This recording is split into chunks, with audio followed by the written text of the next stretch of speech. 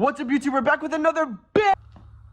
This is the brand new pickup from CJ the Goat. He really flexed on this shit. I'm so excited to put these on. Once again, here's a really good look at. Fucking see yourself. Look at that. Very fucking nice. Thank you, CJ. You're the fucking goat. So you're gonna get your. That shouldn't be doing that. Get yourself an 8 milli, and you're gonna hit 1, 2, 3, 4. And disconnect the wire to the tail light. It's a fucking and then hit all 4 on this side. Luckily for me, I don't even think I have any holding it in.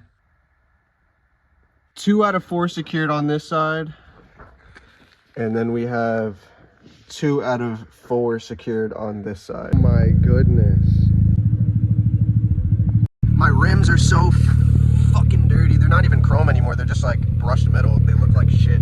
When I get those rims cleaned and polished, that'll be the next video. Next Sunday, I'll be polishing the rims and doing a tutorial on that. So if you guys are curious on how to polish your chrome rims, you guys will know how to do so. So I'll be doing that next Sunday.